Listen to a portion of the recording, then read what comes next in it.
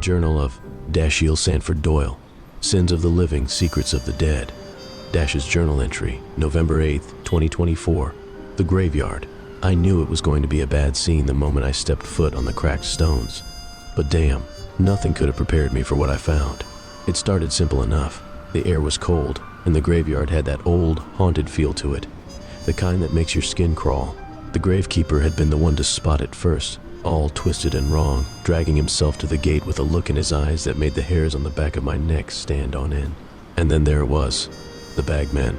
At first I thought maybe I was seeing things, a figure moving like a shadow, its body a patchwork of strange sacks and cloth, stitched together with a sickening kind of care. It had no face, just a mass of ragged bags with empty eyes where a person's face should be. And the sound, God, the sound, like the rustling of 1,000 bags of trash being dragged through a dirty alley. I knew right away that we were in for something I couldn't have even prepared for. The fight started fast. The bagman grabbed the gravekeeper, twisting him in ways that no living creature should be able to do. The man screamed, his body bending at angles that made me shudder.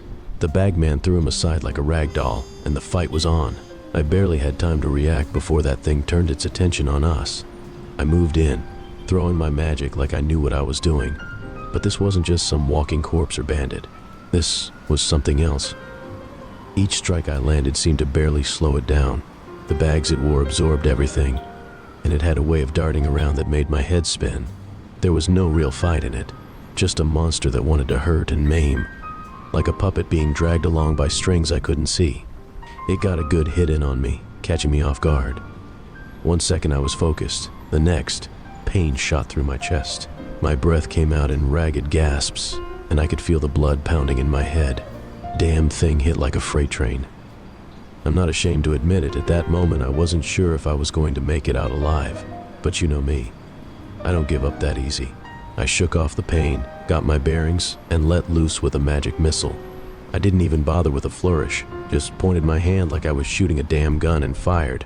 The magic shot out, hitting the bagman square in what I assumed was its face, and finally, after what felt like an eternity of being chased and nearly torn apart, the thing crumpled to the ground. It was dead, finally. Eli noticed twitching in the bag of holding. I didn't trust it. I knew there was something wrong with that damn thing. The way it moved, like it wasn't just an object, but something with a mind of its own. I could see eyes blinking inside it, watching me. I took it. There's no way I'm letting something that strange slip through my fingers. No telling what kind of trouble that bag's got in store, but I'm going to figure it out. One way or another, I will. That's when the real question started. Who sent this thing? Why was it here? And what the hell does it have to do with the rest of this mess in the town? I'm not going to let it go until I have answers. Not after everything that's happened. And for now, that's all I can do. That damn boy and his parents, there's a story there, and I'm not sure we're ever going to get the whole truth. After we dealt with that bagman and the whole ghostly scene, I thought we might finally get some answers. The boy, D, the one we'd been following all this time, wasn't just a normal kid. His parents? Well, they weren't exactly what they seemed either. When we first approached, D's neck caught my eye. There was this purple bruise that wrapped around it like a ring. It wasn't natural. This was no simple mark from an accident. It looked like something that had been there a while, and it was a bruise of control, as though it was forced on him, not just a freak injury. I could tell the kid wasn't in a good place, but the more I looked at the mark, the more questions I had. Then there were the parents. Blood was seeping into their clothes like they'd been bleeding out for hours. At first, I thought it was just a sign of some terrible past tragedy, but as I paid closer attention, I realized they'd been hiding something. Their story didn't add up, and something wasn't sitting right with me. So I pressed them, the same way I would anyone else in this town. I needed to know what had really happened to their son. That's when the truth finally started to crawl out. The boy's mother, shaking and pale, finally cracked. She said it, Manny was the one who had done it. He'd tricked D into hurting his own parents. I could see the guilt in her eyes as she spoke, and I knew there was more to it. But she was scared to go further. Whatever Manny was, he had a hold on their lives. It didn't take much longer for them to admit that the bruising on D's neck wasn't from his parents, no, it was from the guards. The guards from Burketown were involved. They had done this to the boy, and it was all tied to whatever Manny had planned.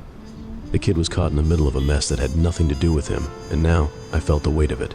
Dee's mother talked about the laziness of the Burketown guards, said they were too preoccupied to notice what was really going on, letting things like Manny slip through the cracks and do whatever they wanted. That didn't sit well with me.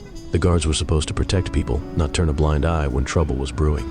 We didn't get the whole story, but what we did get left me with more questions than answers.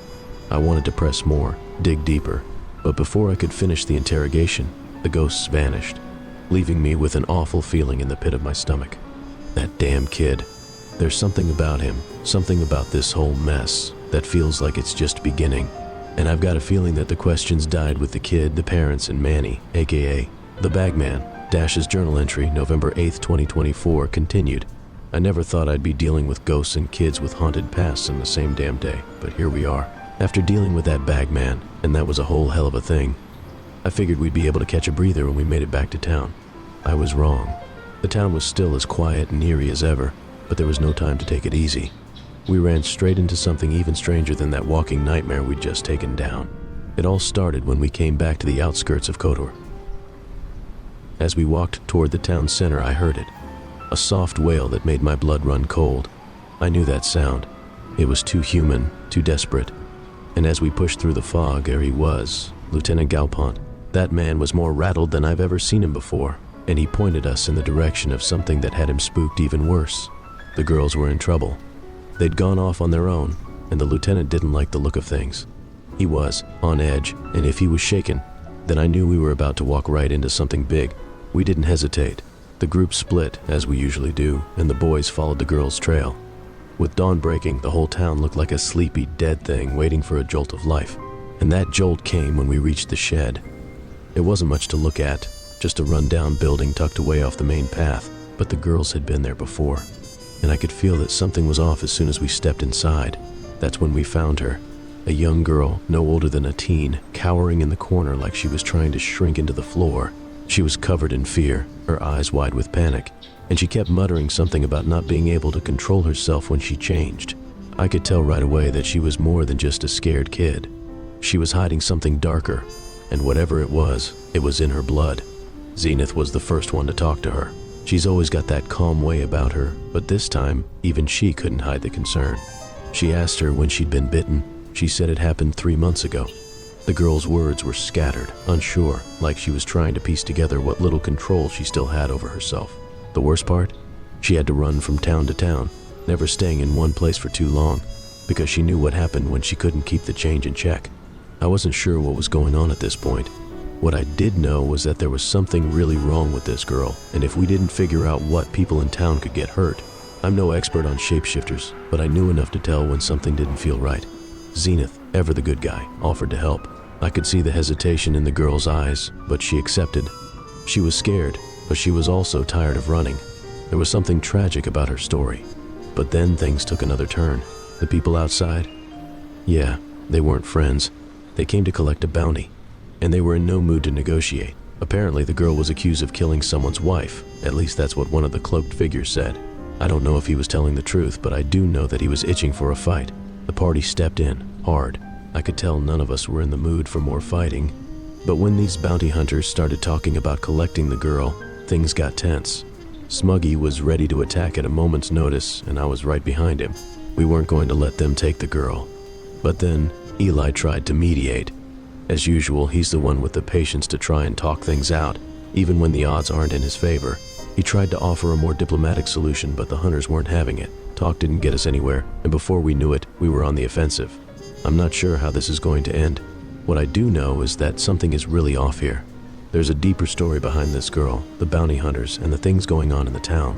We've only just scratched the surface, and I've got a bad feeling about the kind of trouble we're about to walk into. Dash.